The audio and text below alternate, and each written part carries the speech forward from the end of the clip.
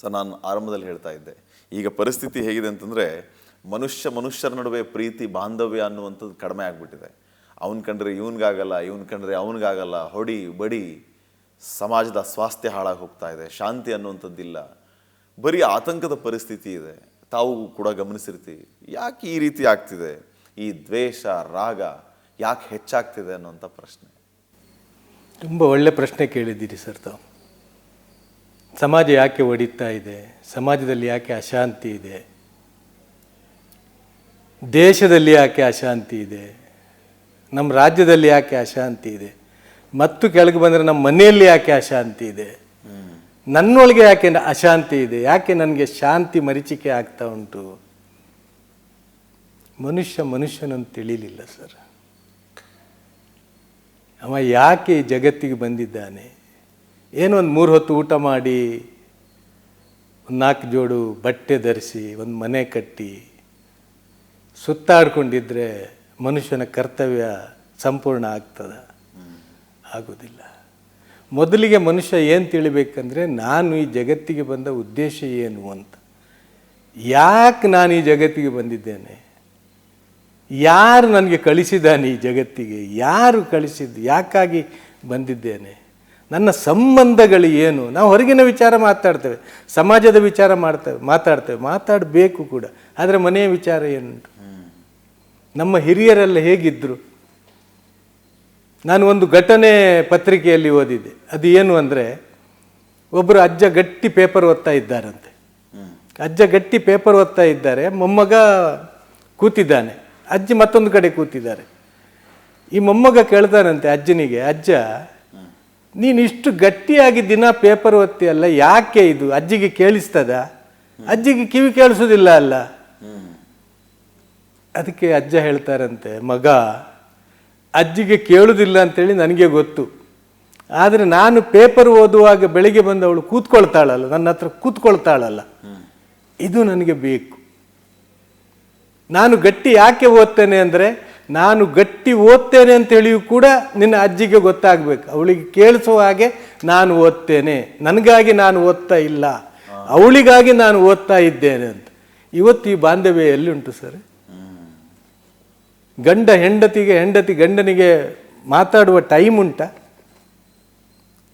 ಈ ಮೊಬೈಲ್ ಬಂದ ನಂತರ ಪುರ್ಸತ್ತು ಒಂದು ಅರ್ಧ ಗಂಟೆ ಸಿಕ್ಕಿದ್ರೂ ಕೂಡ ನಾವು ಮೊಬೈಲಲ್ಲೇ ಕಳೀತೇವೆ ಅಲ್ಲದೆ, ಗಂಡ ಹೆಂಡತಿ ಒಟ್ಟಿಗೆ ಕಳೆಯುವುದಿಲ್ಲ, ಹೆಂಡತಿ ಗಂಡನೊಟ್ಟಿಗೆ ಕಳೆಯುವುದಿಲ್ಲ, ಗಂಡ ಹೆಂಡತಿ ಸೇರಿ ಮಕ್ಕಳಿರ್ತಾರೆ, ಮಕ್ಕಳೊಟ್ಟಿಗೆ ಕಳೆಯುವುದಿಲ್ಲ. ಸೊ ಇದು ಇಲ್ಲ ಅಂದರೆ ಮತ್ತೆ ಹೇಗೆ ಸರ್ ಸಮಾಜ ಸುಧಾರಣೆ ಆಗೋದು? ನನ್ನ ಮನೆಯಲ್ಲೇ ಈ ರೀತಿ ಬಂದುಬಿಟ್ಟಿದೆ ಅಂದರೆ, ನನಗೆ ಬೇರೆ ಮನುಷ್ಯನ ಗೋಜೆ ಇಲ್ಲ ಅಂದರೆ, ನನ್ನ ಆತ್ಮೀಯ ಸಂಗಾತಿಯೇ ನನಗೆ ಅಷ್ಟು ದೂರ ಆಗ್ತಾಳೆ ಹೇಳಿ ಇದ್ದರೆ, ಮತ್ತು ಸಮಾಜ ಹೇಗೆ ನಾವು ಕೂಡಿಸೋದು? ಇದೇ ವಿಚಾರವಾಗಿ ಸ್ವಲ್ಪ ಮುಂದೆ ಹೋದರೆ ಶಿಕ್ಷಣ ಕಲಿತೇವೆ, ಶಿಕ್ಷಿತರಾಗ್ತೇವೆ, ಮುದಿಪ್ರಾಯಕ್ಕೆ ಬಂದ ನಂತರ ತಂದೆ ತಾಯಿ ಬೇಡ ಆಗ್ತಾರೆ ನಮಗೆ. ವೃದ್ಧಾಶ್ರಮಗಳು ನಮ್ಮ ಸಮಾಜದಲ್ಲಿ ಯಾಕೆ ಜಾಸ್ತಿ ಆಗ್ತಾ ಇದೆ?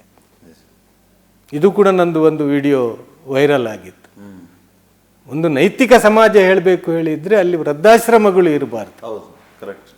ವೃದ್ಧಾಶ್ರಮಗಳು ಯಾವಾಗ ಬರ್ತದೆ ಅಂದರೆ, ಮುದಿಪ್ರಾಯ ಆದಾಗ, ತಂದೆ ತಾಯಿ ಬೇಡ ಅಂತ ನಮಗೆ ಆದಾಗ ವೃದ್ಧಾಶ್ರಮಗಳು ಹುಟ್ಟಿಕೊಳ್ತವೆ.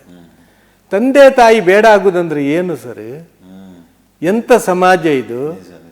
ನನ್ನನ್ನು 9 ತಿಂಗಳು ಅವಳು ಹೊಟ್ಟೆಯಲ್ಲಿ ಸಾಕಿ ಸಲಹಿದ್ದಾಳೆ, ತನ್ನ ಪ್ರಾಣ ಪಣಕ್ಕಿಟ್ಟು ಅವಳು ನನಗೆ ಹೆರಿಗೆ ಮಾಡಿಸಿದ್ದಾಳೆ, 2 ವರ್ಷ ನಾನು ಅವಳ ಮಡಿಲಲ್ಲಿ ಹಾಲು ಕುಡಿದಿದ್ದೇನೆ, ತಂದೆಯ ಕಿರಿಬೇಳು ಹಿಡ್ಕೊಂಡು ನಾನು ಅಂಬೆಗಾಲು ಇಟ್ಟದ್ದು, ನನ್ನ ಸರ್ವಸ್ವ ನನ್ನ ತಂದೆಯದ್ದು, ನಾನು ನನ್ನ ಶಿಕ್ಷಣ, ನನ್ನ ಡ್ರೆಸ್, ನನ್ನ ಮನೆ ಎಲ್ಲವೂ ಕೂಡ ತಂದೆ ನೀಡಿದ್ದಿರುವುದು ನನಗೆ. ಮುದಿಪ್ರಾಯಕ್ಕೆ ಬರುವಾಗ ತಾಯಿಯೂ ಬೇಡವಾಗ್ತಾಳೆ, ತಂದೆಯೂ ಬೇಡವಾಗ್ತಾನೆ ಅಂತೇಳಿ ಇದ್ದರೆ ಸಮಾಜ ಹೇಗೆ ಜೋಡಿಸ್ಬೇಕು ಸರ್? ಎಲ್ಲಿಂದ ಜೋಡಿಸ್ಬೇಕು? ಆರಂಭ ಎಲ್ಲಿಂದ?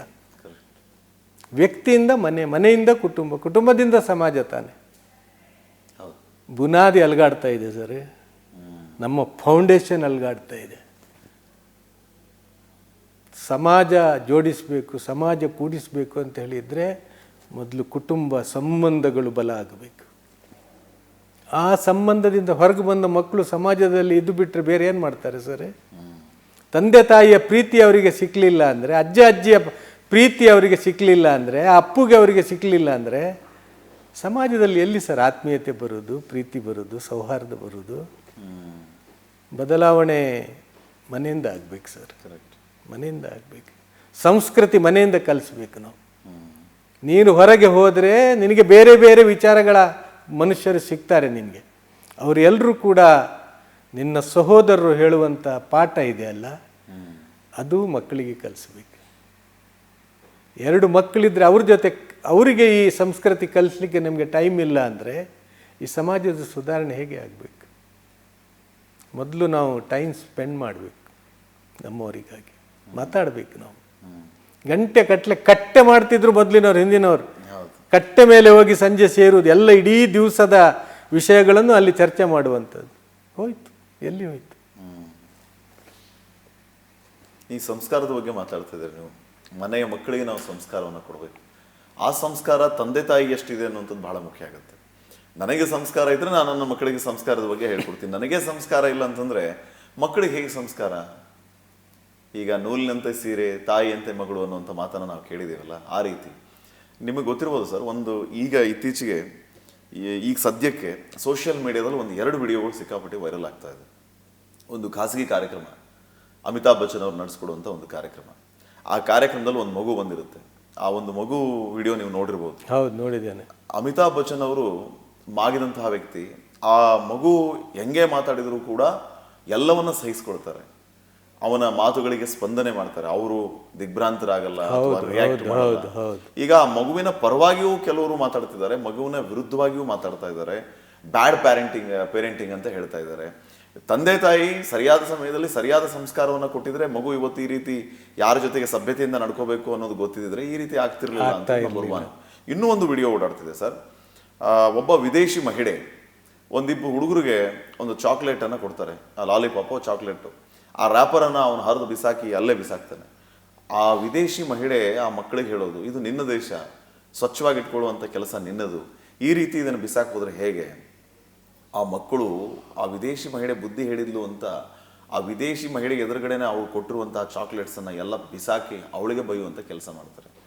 ಅಟ್ ದ ಸೇಮ್ ಟೈಮ್ ಇನ್ನೂ ಒಂದು ಮಗು ಯಾವ ರೀತಿ ಹೊರದೇಶದಿಂದ ಬಂದಂಥ ಅತಿಥಿಯನ್ನು ಸತ್ಕಾರದಿಂದ ಕಾಣ್ತಾರೆ, ಅವ್ರಿಗೆ ನಮಸ್ಕಾರ ಅಂತ ಹೇಳೋದು, ಬನ್ನಿ ಕುತ್ಕೊಳ್ಳಿ ಅಂತ ಹೇಳೋದು, ಅವರ ಔಪಚಾರಿ ಆ ಅತಿಥಿ ಸತ್ಕಾರ ಇತ್ಯಾದಿ ಎಲ್ಲ ಮಾಡೋದು, ಇವೆರಡು ಈ ರೀತಿ ವೈರಲ್ ಆಗ್ತಾ ಇದೆ. ಸೊ ನಾನು ಏನು ಹೇಳೋದಕ್ಕೆ ಬಯಸ್ತಿದ್ದೀನಿ ಅಂತಂದರೆ, ಸಂಸ್ಕಾರ ಅನ್ನುವಂತಹ ಕೊರತೆ ಇದ್ದರೆ ಈ ರೀತಿಯ ಘಟನೆಗಳೆಲ್ಲ ನಡೆಯುತ್ತೆ ಅಂತ. ಇದನ್ನು ನೀವು ಯಾವ ರೀತಿ ನೋಡ್ತೀರಿ? ಪೇರೆಂಟ್ಸ್ಗಳಿಗೆ ನಿಮ್ಮ ಸಂದೇಶ ಏನು ಅಂತ? ತಂದೆ ತನ್ನ ಮಕ್ಕಳಿಗೆ ನನ್ನನ್ನು ನೀನು ನೋಡಿ ಕಲಿ ಹೇಳುವಷ್ಟು ಧೈರ್ಯ ಉಂಟು ಅವನಿಗೆ ಹೇಳಲಿಕ್ಕೆ. ತನ್ನದೇ ಮಕ್ಕಳು, ಮಗ ನೀನು ನನ್ನಂತೆ ಆಗು ಅಂತ ಹೇಳುವಂತಹ ಧೈರ್ಯ ಯಾವ ಪಪ್ಪನಿಗೆ ಬರ್ತದೋ ಆವಾಗ ಸಮಾಜ ಸುಧಾರಣೆ ಆಗ್ತದೆ. ಯಾವ ತಾಯಿಗೆ ಮಗಳೇ ನೀನು ನನ್ನಂತೆ ಆಗಬೇಕು ಹೇಳುವಂತಹ ಸಂಸ್ಕೃತಿ ಮಗಳಿಗೆ ಹೇಳಿಕೊಡುವಂಥ ಧೈರ್ಯ ಯಾವಾಗ ಬರ್ತದೆ ತಾಯಿಗೆ, ಆವಾಗ ಸಮಾಜದ ಸುಧಾರಣೆ ಆಗ್ತದೆ.